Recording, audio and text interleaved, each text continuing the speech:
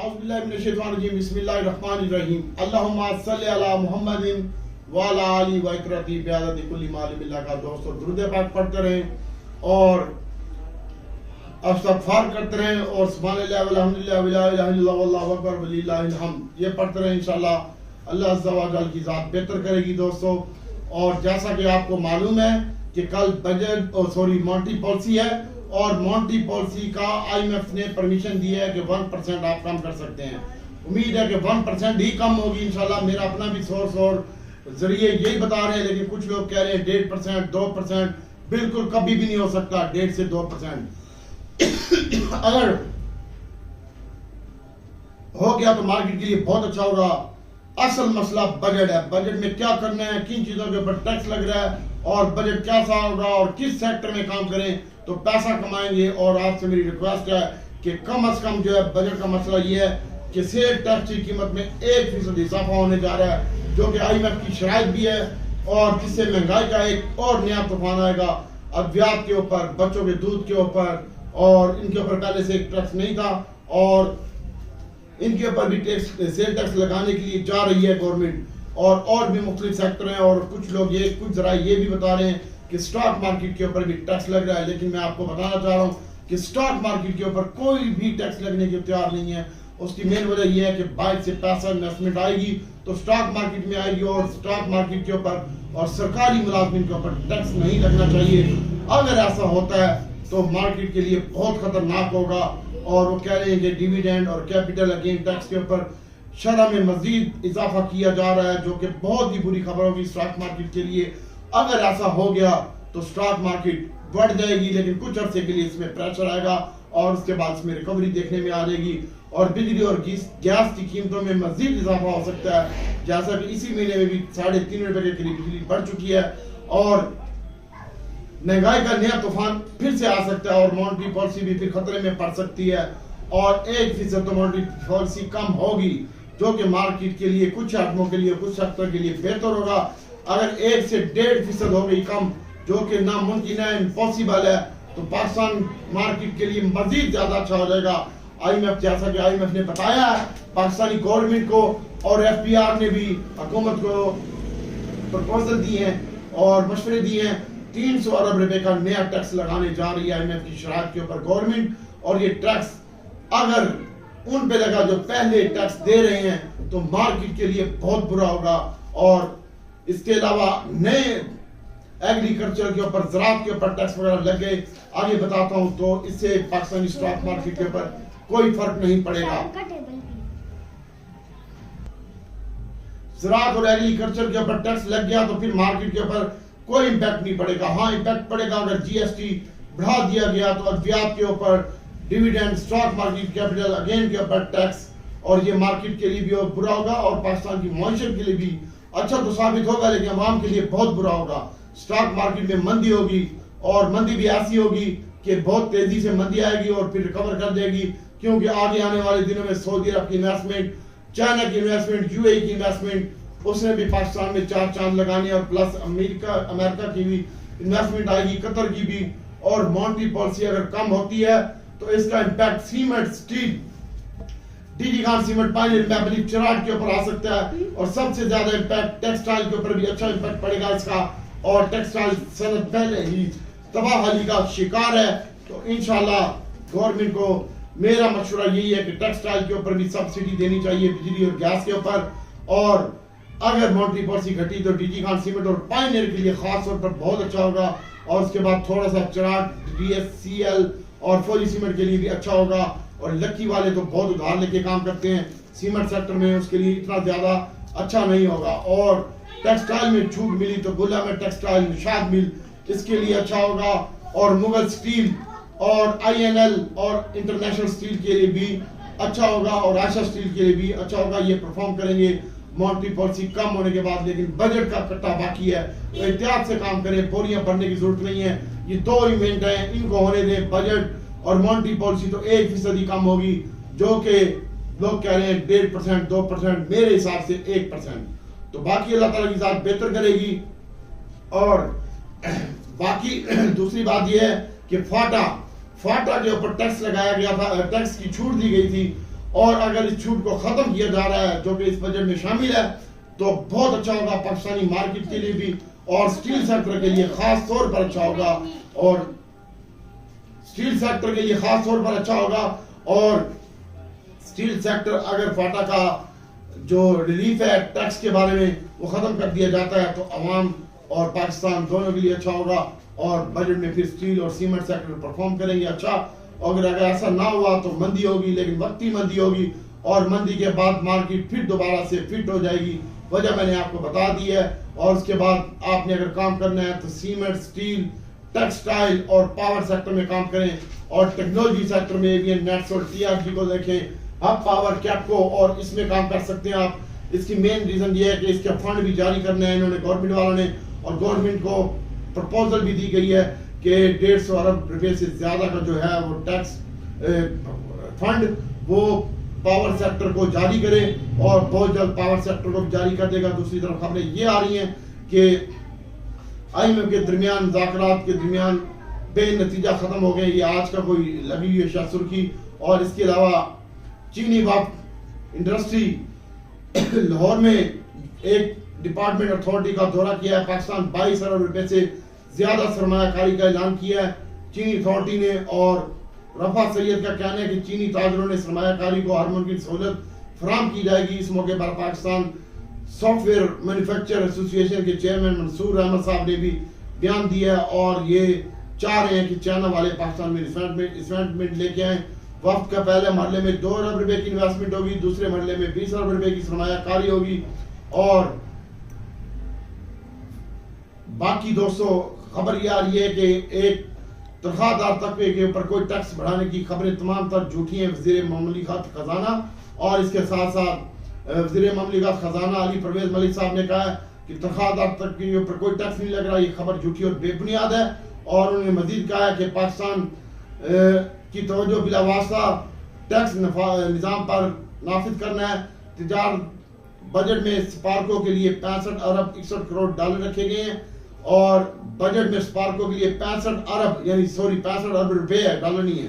Budget में Sparco के लिए 65 अरब 61 करोड़ 70 लाख रखने की तजवीज़ है। IMF के दरमियान मुआहदा पर इख्तलाफात भी अभी बरकरार हैं और वो बजट में ज्यादा लेगी IMF की टीम कि इन्होंने बजट हमारी मर्जी से शामिल किया है, बनाया या नहीं। उसके बाद ये IMF भी इसके बारे में सोचेगी। चीनी वफ्द का पाकिस्तान फिट इंडस्ट्री में 22 अरब रुपए की सरमायाकारी का ऐलान, ये भी आज की अहम न्यूज में शामिल है। 22 अरब रुपए की सरमायाकारी। लाहौर में आज ईद उल अज़हा के करीब आते ही फलों की कीमतों में इजाफा हो जाएगा, ये तो एक आम खबर है।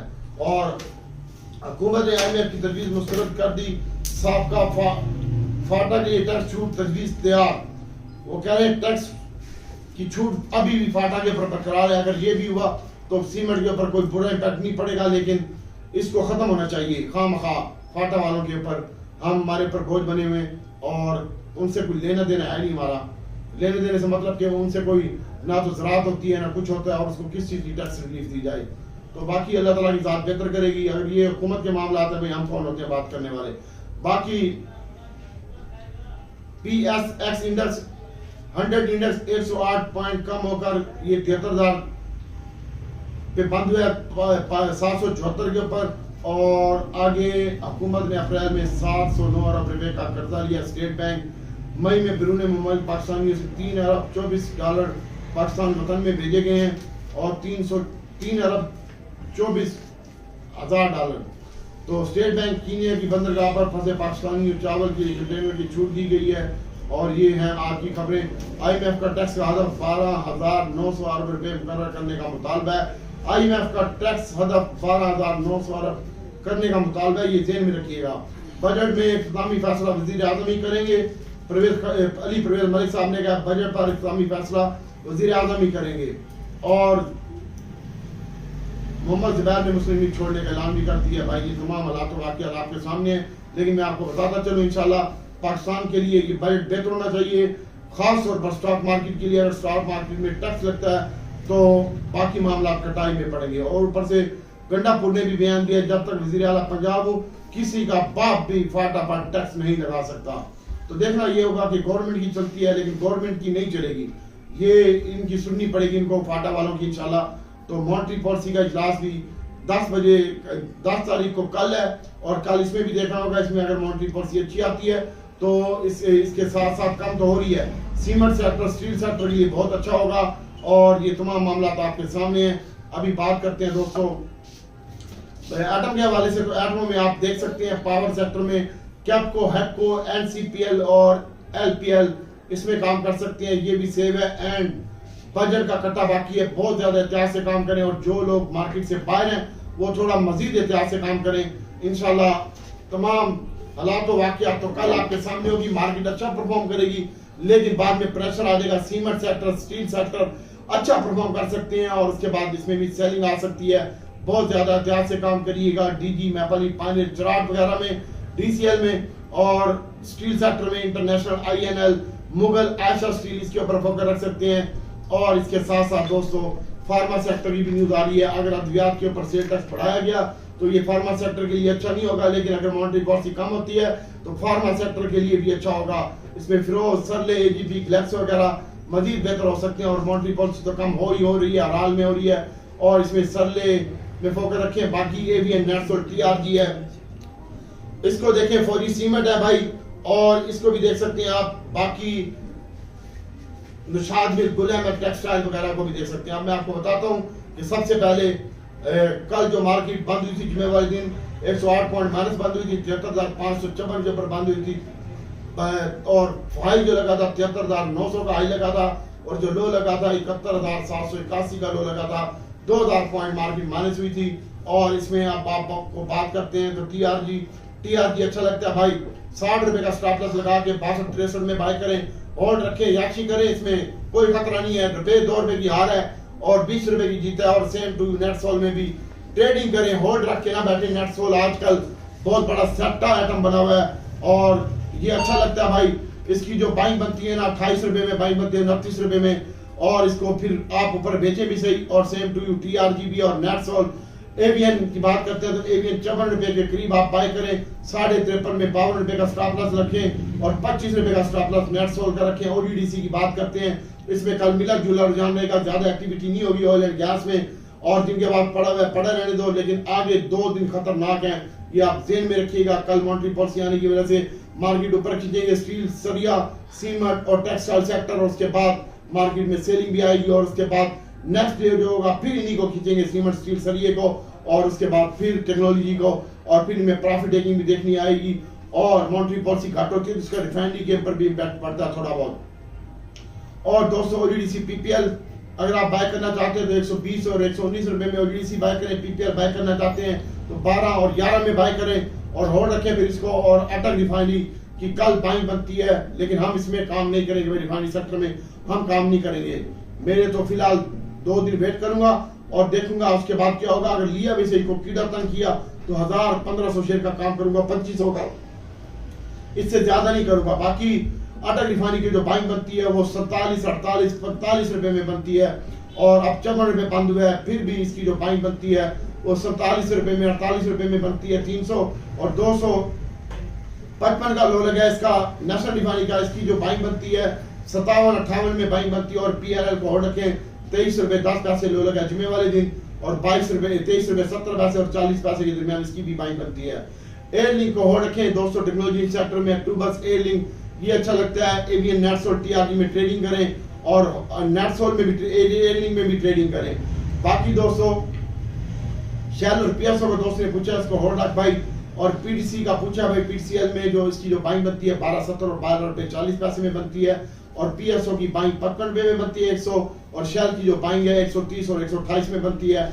और ये नीचे के टारगेट दे रहा हूँ। कल सीमेंट सेक्टर अच्छा परफॉर्म करेगा तो उसमें डीसीएल हो सकता है वो चल जाए। और पीआईए की बात करते हैं तो पीआईए कल 13 रुपए 70 पैसे और 14 रुपए 50 पैसे, 13 रुपए 50 पैसे तक आ सकता है। इसके ऊपर फोकस रखिएगा। 90 पैसे से 1 रुपए 10 पैसे माइनस हो सकता है, इसका अभी कट्टा बाकी है, और अभी तक इसके बारे में कोई न्यूज नहीं हुई, लेकिन इसको तो ओमनी ग्रुप या आरएम हबीब को देंगे, मैं आपको पहले बता रहा हूँ। और इसके साथ साथ दोस्तों एजीएल है, एजीएल दोस्तों मैं कल बाय करके इसको होल्ड रखूंगा भाई। फातिमा फुटलेदर और एजीएल मुझे पर्सनली तौर पर अच्छा लगता है, इसके गवर्नमेंट वालों के साथ ताल्लुकात हैं। इसकी जो बाइंग बनती है 19 रुपए 10 पैसे, 20 पैसे 30 पैसे में बाइंग बनती है, और 18 रुपए 40 पैसे का स्टॉप लॉस बनता है। इस पे फोकस रखिएगा। हास्कोल को लंबे अरसे के लिए होल्ड रखें, इसको बेचना नहीं है। अगर ये 5 रुपये 90 पैसे में आता है तो मोर ऐड कीजिएगा एवरेज के लिए। बाकी छोटा गद्दार, आप साजगार की बात करते हैं तो साजगार 732 का लो लगा है, 835 का हाई लगा है, 103 रुपये में घुमाया इसने, 15 रुपये प्लस बंद हुआ है। ऑटो सेक्टर सारे का सारा ही अच्छा लगता है, लेकिन 2 दिन आप थोड़ा सा ट्रेडिंग करते हैं तो 1000-2000 शेयर का काम करें साजगार में। और इसका स्टॉप लॉस होना चाहिए 732 जो जुम्मे वाले दिन लो लगा है, और पहली पाएंगे 770 रुपये में, 800 रुपये बंद हुआ ये। और जहाँ पे 15-20 रुपये माइनस बने 1000-2000 शेयर की एंट्री बनती है। बाकी छोटा गद्दारा है, छोटा गद्दारा अच्छा लगता है भाई। और इसमें की जो बाइंग है ना वो 63 रुपये लो लगा जुम्मे वाले दिन, और 78 रुपये 88 पैसे में बंद हुआ है। और अगर मिलता है ये 70-72 रुपये में तो इसकी बाइंग बनती है 73-74-70 में इसके दरमियान, और 100 इसको होल्ड रखें। होंडा कार है, ये 98 रुपये का ही लगा, 94 रुपये बंद हुआ है, 38 पैसे माइनस बंद हुआ है। पहली बाइंग इसकी बनती है 88 रुपये में, 87-88 में बाइंग करें, होल्ड रखें। बाकी पायनियर है, पायनियर बहुत अच्छा लगता है भाई, और इसके ऊपर बहुत इम्पैक्ट आएगा कल की, और कल ये अच्छा परफॉर्म करेगा पायनियर। तो पायनियर 56 रुपये बंद हुआ है, 43 रुपये का लो लगा है, और 83 रुपये 158 रुपये का हाई लगा है, 56 रुपये बंद हुआ है 70 पैसे। तो इसकी जो पहली बाइंग बनती है ना बस 54-52 में बनती है, 2 रुपये जहाँ माइनस हो। उम्मीद नहीं है कि कल ये माइनस होगा। और बाकी बात करते हैं डीजी खान सीमेंट की, तो ये 4 रुपये की कीमत में इजाफा हुआ है, 3.5 रुपये इजाफा बंद हुआ है, और 4 रुपये 10 पैसे एक टाइम में इजाफा हुआ था। कल भी डीजी खान अच्छा परफॉर्म देगा, मेरा टारगेट इसका 110 रुपये है, इसके ऊपर नजर रखिएगा। और चराट की बात करते हैं तो चराट 150 लो लगे, 55 रुपये 60 रुपये के करीब बंद हुआ है 59.50 के ऊपर। और इसकी जो पहली बाइंग बनती है वो 57-58 में, लेकिन आप इसको भी यहीं पे बाय कर सकते हैं। डीजी खान सीमेंट भी 88 और 87 रुपये के दरमियान बाय करें, 88 रुपये 30 पैसे बंद हुआ है। और पायनियर को भी आप देख सकते हैं इसी रेट के ऊपर। और इसके अलावा चराट सीमेंट है, ये भी 57-58 में 59 रुपये 56 पैसे बंद है, 57-58 में मिलता तो जबरदस्त होगा। इसको लंबे अरसे के लिए होल्ड रखें। 190 रुपये चराट का टारगेट है, 190 रुपये ही पायनियर का टारगेट है, और 110 रुपये 100 रुपये मेरा टारगेट है डीजी खान का। पहले 90 रुपये टारगेट था वो लगाया है ये। इसके अलावा दोस्तों TUMCL है और टोवल है। TUMCL इसकी जो बाइंग बनती है 32 रुपये 90 पैसे लो लगा है, 35 रुपये पे बंद हुआ है, 35-90 आई लगा है, 34 रुपये के करीब इसकी बाइंग बनती है, और इसको होल्ड रखें।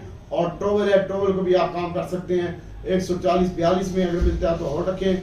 बाकी अल्लाह ताला की साथ बेहतर करेगी। और इसके अलावा हब पावर है, हब पावर को बेचे नहीं, 38-39 में बाय करें, 40 रुपये क्लोज हुआ है 61 पैसे, और इसको भी होल्ड रखें। और NCPL को भी होल्ड रखें, और कैप को भी होल्ड रखें। और क्लोवर की बात करते हैं दोस्तों ने क्लोवर का पूछा है, और क्लोवर को भाई ये 46 रुपये 50 पैसे लो लगा है, और फंड भी इधर ही हुआ है 48-50 का जगह है, ये 45 रुपये 40 पैसे में इसकी क्लोवर की बाइंग बनती है। और TMCL की जो बाइंग बनती है वो 33 और 34 रुपये के दरमियान बाइंग बनती है, जहाँ पे 80-90 पैसे माइनस बंद हो।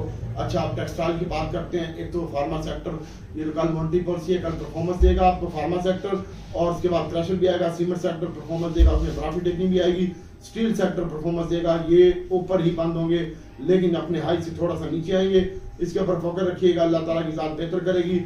इसके अलावा दीवान फ्रूट मोटर का दोस्त ने पूछा है, तो दीवान फ्रूट मोटर भाई मेरा अपना व्यू यही है कि 5 रुपये निकाल सकता है, 35 रुपये तक आ सकता है। एक कल का दिन और परसों का दिन बाकी है, तो 2 दिनों में ये सोमवार मंगल बुध वाले दिन बजट होगा, और कल मॉनिटरी पॉलिसी शाम को मार्केट बंद होने के बाद होगी। लेकिन प्लेयर के पास पहले न्यूज होती है सीमेंट सेक्टर की, स्टील सेक्टर में जैसे उनके पास पहले भी जुम्मे वाले दिन बढ़ाया है। और इसके साथ साथ दोस्तों दीवान फ्रूट मोटर की बात हो रही थी, तो ये 36-37 रुपये तक आ सकता है, और ऊपर ये 75 रुपये तक जा सकता है। पहला टारगेट 55 रुपये है, पहले 45 था, 47-67 का आई लगा, और अब 55 रुपये टारगेट है इंशाल्लाह। लेकिन नीचे ज़हन में रखिएगा, जिसने भी बाय करना है चाहे फ्यूचर में या रेडी में, तो आपके पास नीचे 36-37 की भी कैपेसिटी होनी चाहिए, 4 रुपये निकाल भी सकता है ये 3 दिनों में बस। बाकी अल्लाह ताला की जात बेहतर करेगी, लेकिन उम्मीद है कि निकालेगा नहीं। बाकी DG Khan cement Pioneer Maple चिराग के ऊपर फोकस रखें। और पेल और वेस का दोस्त ने पूछा है, तो भाई पेल में घबराहट नहीं है, मॉनिटरी पॉलिसी से पेल का कोई इम्पैक्ट नहीं आएगा इंशाल्लाह, और वेस का भी कोई इम्पैक्ट नहीं आएगा। और पेल की जो पहली बाइंग बनती है वो ये बंद हुआ है जनाब 25 रुपये 55 पैसे, 24 रुपये 10 पैसे, 23-70 में इसकी बाइंग बनती है। और वेस 7 रुपये 80 पैसे खड़ा हुआ है, 7 रुपये 40 पैसे में, इसको भी आप देख सकते हैं। इसके अलावा दोस्तों एक्साइड बैटरी है, इसको देखिए, छोटा गदारा बड़ा गदारा में काम करें। और मुगल स्टील है, ये 6 रुपये प्लस बंद हुआ है। INL इंटरनेशनल और आयशा स्टील और मुगल इनमें फोकस रखें। DG Khan cement, Pioneer, Maple Leaf, Cherat पे फोकस रखें। अल्लाह ताला की ज़ात बेहतर करेगी। एम टैक्स का दोस्त ने पूछा, इसको होल्ड रखें और बाकी अल्लाह ताला की ज़ात बेहतर करेगी। अब मैं ग्रुप में देख के बताता हूँ किसने क्या पूछा है। तो सबसे पहले मैं बताना चाह रहा हूँ कि शमस आलम साहब ने पूछा है FFL और PSO का और सरले का। भाई सरले अच्छा लगता है, परवेज अहमद सिक्योरिटी का DNU का आइटम है और JOVC बंद पड़ा हुआ है, इसमें कोई काम शाम नहीं है। और PRL रिजवान भाई, PRL मैंने आपको बता दिया है, इसको लॉन्ग टर्म के लिए होल्ड रखो। यहाँ से 8 आने 12 आने 70 पैसे निकाल सकता है। आजकल शहरयार भाई मैंने बता दिया ऊपर कि ये 570 तक आता तो ले। और सुफियान भाई सिस्टम SYM छोटा सिस्टम बनेगा, इसको होल्ड रख। TRG को होल्ड रख, PRL को होल्ड रख, ALNI को होल्ड रख, एच कार और 4G सीमेंट, ये तेरे पास अच्छे आइटम है, इंशाल्लाह अच्छा गेम देके जाएंगे। और ये मेरे प्यारे भाई बैंक मैनेजर साहब ने पूछा है इस्लामाबाद से PIA का। भाई PIA मैंने बता दिया 70 पैसे नीचे तक आ सकता है, हमारे पास खुद भी बहुत पड़ा हुआ है। और यहाँ बताएं PS और SNG पे का IT कंसोलिडेशन और PSO भाई मैंने आपको बता दिया है कि जिस रेट पे ये ट्रेड हो रहा है यहाँ से 3-4 रुपए नीचे मिलता है, तो रखें, होल्ड रखें। SNGP को भी होल्ड रखें। दीवान फ्रूट मोटर का सलीम भाई ने पूछा है 75K इसका नाम है। और दीवान फ्रूट मोटर भाई मैंने आपको बता दिया है, लेकिन ये 55-75 और ये 200 पे भी जाएगा, लेकिन लॉन्ग टर्म के लिए इसको रखना पड़ेगा। और आपके पोर्टफोलियो में दीवान फ्रूट मोटर लाजमी होना चाहिए। होंडा कार और नेशनल रिफाइनरी का मैंने बता दिया भाई। और बाकी अल्लाह ताला की ज़ात बेहतर करेगी इंशाल्लाह। दुआओं में याद रखिएगा। मैं रब से दुआ करता हूँ अल्लाह ताला आपके लिए, मेरे लिए, पूरी उम्मत के लिए आसानी पैदा करे। और दोस्तों फिर बता रहा हूँ, टेक्सटाइल सेक्टर में फोकस रखें, सीमेंट सेक्टर, स्टील में मुगल, आयशा, INL और डीजी खान पायनियर पे ज्यादा फोकस रखें इस पर। और मैपल लीफ, इन 3 सीमेंटों पे ज्यादा फोकस रखें। बाकी DCL, चराट है और मैपल लीफ और 4G सीमेंट है, इनमें काम करें। रिफाइनरी और ऑयल एंड गैस जिसमें बाय करें ऊपर बेचें, होल्ड ना रखें, शादी ना करें, रिश्तेदारी ना करें किसी शेयर के साथ, वरना पापा होती है फिर तुम्हारी। और इसके अलावा एवियन नेट्स और TRG और निशाद मिल और गुल अहमद टेक्सटाइल वगैरह में M टैक्स में इसमें भी काम किया जा सकता है। मैं अल्लाह ताला से दुआ करता हूँ कि अल्लाह ताला नबी पाक सल्लल्लाहु अलैहि वसल्लम के सदके में का सवार है और ये बड़े दिन शुरू है, या अल्लाह इसके सदके हम सब की मुश्किलात को आसान फरमा दे, सबके अबीरा कबीरा सगीरा गुनाहों को माफ फरमा दे, या अल्लाह सबके घरों में खैर और बरकत अता फरमा दे, सबके घर में रहम कर दे मेरे मालिक। या अल्लाह तू इन अल्लाह कुल ईशान के दीरे मेरे भाइयों पर लाश हो चुका है, या अल्लाह गरीब हैं, या अल्लाह हमारा कोई जोर नहीं है, हम तो खाक है, या अल्लाह हम पर रहम कर दे अपने हबीब के सदके में, हमारे घरों पर, हमारे माल पर, वालिदैन के ऊपर, ये जो मेरे दोस्त सुन रहे हैं इनके ऊपर, इनके खानदान वालों के ऊपर, या अल्लाह रहम कर दे, सबकी झोलियां भर दे, या अल्लाह जो मांग लिया अता फरमा, जो नहीं मांग सके तुझे रहमान और रहीम करीम होने का वास्ता, या अल्लाह मेरे भाइयों पर, मुझ पर रहम कर दे मेरे मालिक, पूरी उम्मत पर रहम कर दे, सबकी बख्शिश फरमा दे, जिनके वालिदैन बीमार हैं उनको सेहत दे दे और जिनके दुनिया फानी से रुखसत हो चुके हैं या अल्लाह उनकी मग़फ़िरत फरमा दे। अस्सलाम वालेकुम।